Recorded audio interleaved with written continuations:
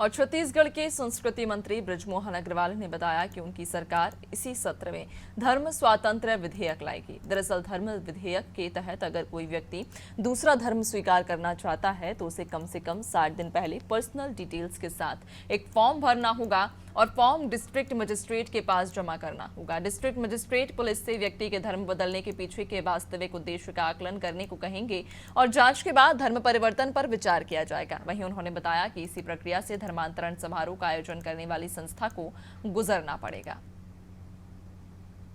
से धर्मांतरण के ऊपर में कानून पहले से है, उस कानून को और कड़ा बनाने के लिए आचार संहिता समाप्त होने के बाद उसका कानून लाया जाएगा।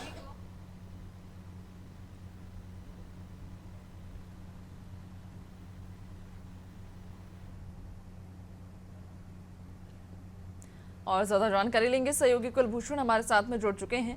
कुलभूषण, धर्मांतरण को लेकर अब ये कहा जा रहा है कि एक नया विधेयक लाया जाएगा और इस विधेयक के तहत ही अब जितने भी धर्मांतरण के मामले होंगे या जो भी धर्मांतरण करना चाहेगा उसे इस विधेयक का पालन करना जरूरी होगा।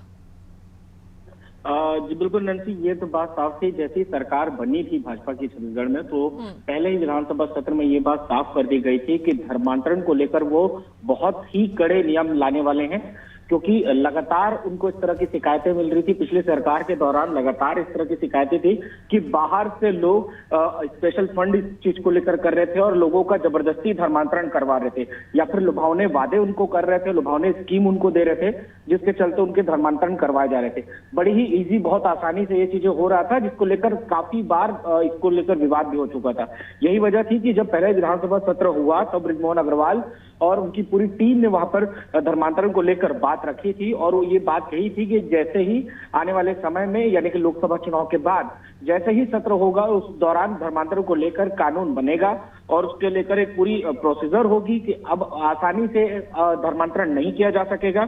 उसको लेकर पूरी प्रोसेस होगी। 60 दिन का आपको पहले से नोटिस वहां पे देना होगा, मजिस्ट्रेट के बाद में पूरे लिखित देना होगा, कारण बताना होगा कि किस कारण की वजह से आप कर रहे हैं, अपनी मर्जी बतानी पड़ेगी, चाहे वो लड़का हो, लड़की हो या किसी अन्य कोई हो, हर किसी से वहां पर पर्सनली वहां पर पूछताछ की जाएगी, उनके सारे डिटेल लिए जाएंगे, उनकी मानसिक हालत से लेकर उनके फाइनेंशियल हालत तक सभी चीजों पे बारीकी से नजर रखने के बाद एक पूरा प्रोसेस होगा। और खास तौर पे जो इनका धर्मांतरण करा रहा है, जिस संस्था के द्वारा इनका धर्मांतरण हो रहा है, उसकी भी पूरी जांच उनको देनी होगी। चाहे वो जितने भी बार वो धर्मांतरण के लिए वहां पर जाते हैं, उनको अपनी पूरी डिटेल वहां पर देनी होगी और पूरे प्रोसेस से उनको एक बार वहां पर गुजरना होगा।